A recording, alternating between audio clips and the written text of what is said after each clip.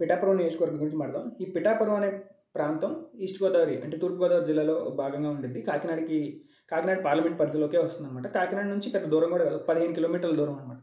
So ఈ పిఠాపురంకి మనకి హిస్టారికల్గా కూడా పురాణాల ప్రకారం కూడా సిగ్నిఫికెన్స్ ఉంది. మనకున్న దేశంలో ఉన్న 18 శక్తిపీఠాల్లో పిఠాపురం ఒకటి అనమాట. అంటే సతీదేవి ఒక ఎడమ చేయి భాగం పడిన ప్రాంతంగా దీనికి గుర్తింపు ఉంది. అలాగే శ్రీవల్లభుడి జన్మస్థానంగా కూడా ఇది చాలా ప్రసిద్ధి చెందిందనమాట.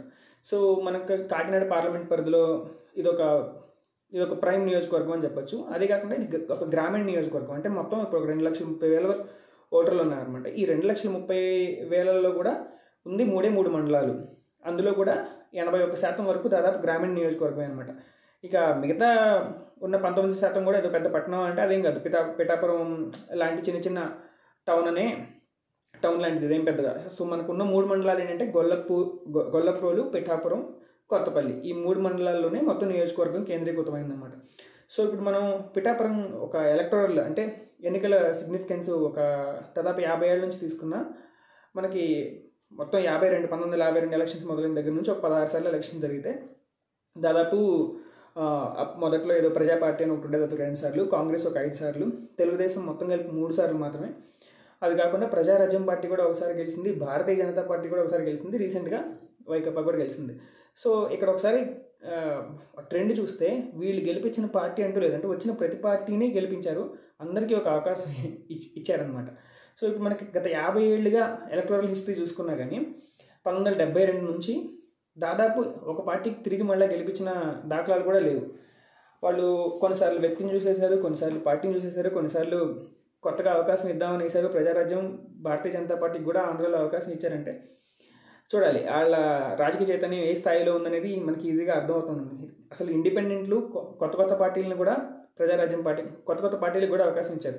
2014లో ఇప్పుడు ఎవరైతే వర్మ గారు సీట్ని త్యాగం చేశారో పవన్ కోసం తెలుగుదేశం నుంచి, ఆయనకి సీట్ రాకపోతే ఎన్డీఏ తరఫున ఇండిపెండెంట్గా పోటీ చేస్తే ఆయన కూడా గెలిపించారన్నమాట అప్పుడు. సో అట్లా చూసుకుంటే మనకి రాజకీయంగా చాలా ఎక్కువ చైతన్యం ఉంది. అలాగే కొత్తదనాన్ని చాలా ఫ్రీక్వెంట్గా కోరుకుంటున్న నియోజకవర్గంగా మనకు అర్థమవుతూ ఉంటుంది అన్నమాట. సో ఇప్పుడు పిఠాపురం గురించి పర్టికులర్గా ఎందుకు ఇది లైమ్లైట్లో ఉంది అంటే పవన్ కళ్యాణ్ గారు పోటీ చేస్తున్నారు. పోయినసారి 2 చోట్ల వైఫల్యం అయిన తర్వాత ఈసారి చాలా స్ట్రాటజిక్గానే ఎన్నుకున్నట్టుగా ఈ నియోజకవర్గం ఉందన్నమాట. ఎందుకంటే ఇక్కడ మనకి పవన్ గారికి ఎవరైతే ఓటేస్తారో వాళ్ళు ఎంపీ కూడా తంగేళ్ళ ఉదయ్ శ్రీనివాస్ అని టీ టైం అధినేత కాకినాడ పార్లమెంట్కి పోటీ చేస్తున్నారనమాట. సో ఒక జనసేన ఓటర్ ఎవరైనా ఉంటే ఆయన పవన్ కళ్యాణ్కి తంగేళ్ళ ఉదయ్కి అంటే 2 గాజు గ్లాస్ గుర్తుకే ఓటేసాయి. అంటే ఆయన పోటీ చేసేది 21 సీట్లు, 2 ఎంపీ స్థానాలు అయినా కూడా ఆయన నియోజకవర్గం పిఠాపురం జనసేన పార్టీ పార్లమెంటు పరిధిలోకి వచ్చేలాగా చూసుకున్నట్టుగా తెలుస్తుంది. సో 2 ఓట్లు అక్కడ గాజు గ్లాస్కు గుర్తుకే వేయచ్చు అనమాట కూటమిగా ఉన్నప్పటికీ. ఇప్పుడు ఈ ఎలక్షన్ గురించి ఈ 2024 అసెంబ్లీ ఎలక్షన్స్లో 2 హెమాహెమీలు పోటీ పడుతున్నారు. పోటీ పడేది 2 హెమాహెమీలు అయినా కానీ వంగ గీత గారు అనే ఒక సీనియర్ పొలిటీషియన్ వైకాపా నుంచి బరిలో ఉన్నప్పటికీ ఆవిడని గెలిపించడం కోసం ఇంకొంతమంది హెమాహెమీలు ద్వారంపూడి చంద్రశేఖర్ రెడ్డి దగ్గర నుంచి ముద్రగడ పద్మనాభం గారి దగ్గర నుంచి వెటరన్ పొలిటీషియన్స్ మొత్తం పిఠాపురంలో చేరి దీన్ని హాట్ సీట్గా మార్చారనమాట. సో ఇప్పుడు మనం అభ్యర్థుల గురించి ఒకసారి ఆలోచిస్తే వంగ గీత గారు ఆవిడ బాగా వెల్ ఎడ్యుకేటెడ్, ఎల్ఐఎల్ఎం న్యాయవాదిగా పనిచేశారు. తర్వాత మనకి PG in political sciences, public administration, సైకాలజీలో పోస్ట్ గ్రాడ్యుయేషన్ చేసి 83 నుంచే ఆవిడ రాజకీయాల్లో ఉందన్నమాట. మేబీ ఐ థింక్ తెలుగుదేశం నుంచి రాజకీయ రంగేట్రం చేసినట్టుగా ఉంది. జెడ్పీ చైర్మన్ తొలిసారిగా 95లో, తెలుగుదేశంలోనే 2000 నుంచి 2006 వరకు రాజ్యసభ సభ్యురాలుగా ఉండి ప్రజారాజ్యం ఫామ్ అవ్వగానే అందులో జాయిన్ అయ్యి పిఠాపురం నుంచి తొలిసారిగా ఆవిడ ఎమ్మెల్యేగా గెలుపొందారనమాట 2009లో. అలాగే పీఆర్పీ కాంగ్రెస్లో విలీనం అవగానే అక్కడ చేరి 2019లో కాకినాడ ఎంపీగా తొలిసారి వైకాపాలో చేరడం, వెంటనే సీట్ తెచ్చుకోవడం, కాకినాడకి ఎంపీగా గెలవడం కూడా జరిగింది. సో ఇప్పుడు ఆవిడ ఇన్కంబెంట్ ప్రస్తుత ఎంపీగా ఉన్నారు. అదే సమయంలో 2019లో వైకాపా నుంచి పెండెం దొరబాబు అనే ఒక ఎమ్మెల్యే వైకాపా నుంచే గెలిచినప్పటికీ ఆయన పక్కన పెట్టి మేబీ సర్వేలు ఏమైనా వంగ గీత గారిని ముందుగానే ప్రకటించారనమాట స్ట్రాంగ్ కంటెస్టెంట్గా ఈవిడ ఉన్నారు అని చెప్పి. అయితే మనకి 2019 ఒకసారి లెక్కలు చూసుకున్నా కానీ దాదాపు జనసేన ఓట్లు ఏవైతే ఒక 28,000 ఓట్లు ఉన్నాయో అవి చీలిపోవడం వల్ల మాత్రమే వైకాపా అభ్యర్థి ఇక్కడ గెలుపొందారనమాట. అంటే పోయినసారి కనుక ఈ అలయన్స్ కనుక ఉంటే ఖచ్చితంగా అక్కడ కూటమి విజయం సాధించి ఉండేది. సో జస్ట్ ఈ ఓట్లు చేరడం మూలంగా అక్కడ వైకాపా ఆధిక్యంలోకి వచ్చి గెలిచిందనమాట. సో ఇది ఈవిడ గారి వంగా గీత గారి హిస్టరీ. అయితే పవన్ కళ్యాణ్ గారి గురించి మనం ప్రత్యేకంగా చెప్పేది ఎడ్యుకేషన్ పరంగా పెద్దగా లేనప్పటికీ ఇంటర్మీడియట్ అయినా 96 నుంచి ఆయన సినిమా రంగంలో అందరికీ ప్రముఖులుగా అందరికీ పరిచయం ఉన్నారు. అలాగే 2008లో జనంలోకి యువరాజ్యం అధినేతగా ప్రజారాజ్యం పార్టీ రిప్రజెంటేటివ్గా రావడం, తర్వాత 2019లో ఫోర్బ్స్ టాప్ 100 లిస్ట్లో హైయెస్ట్ పెయిడ్ యాక్టర్గా కూడా ఆయన గుర్తింపు ఉండేంత ఫేమస్ పర్సన్ అనమాట.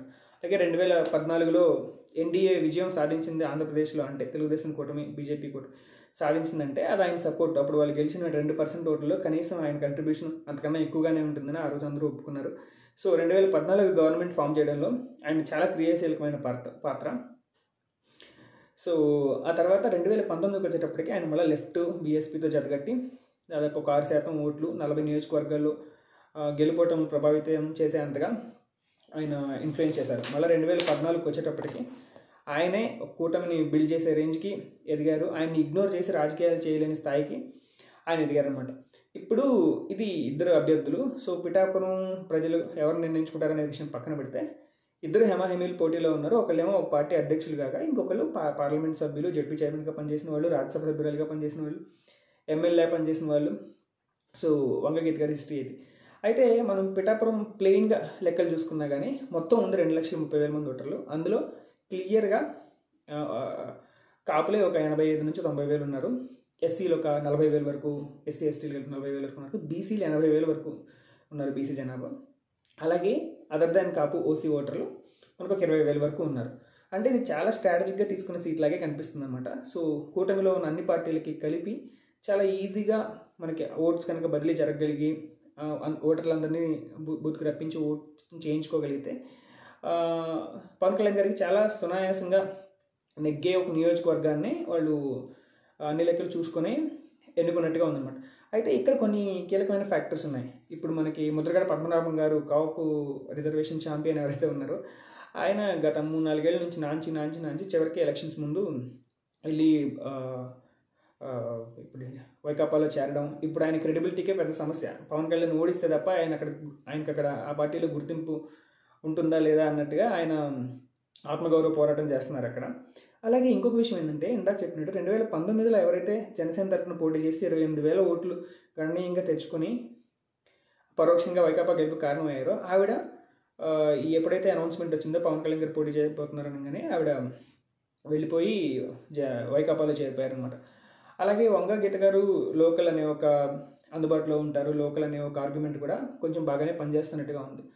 సో అదే కాక 2019లో పోటీ చేసిన 2 నియోజకవర్గాలని ఇప్పుడు మార్చి వదిలేశారు. అలాగే పిఠాపురం కూడా గెలిచిన అందుబాటులో ఉంటారు అనే ఒక ఆర్గ్యుమెంట్ కూడా బలంగానే తీసుకెళ్తున్నారు.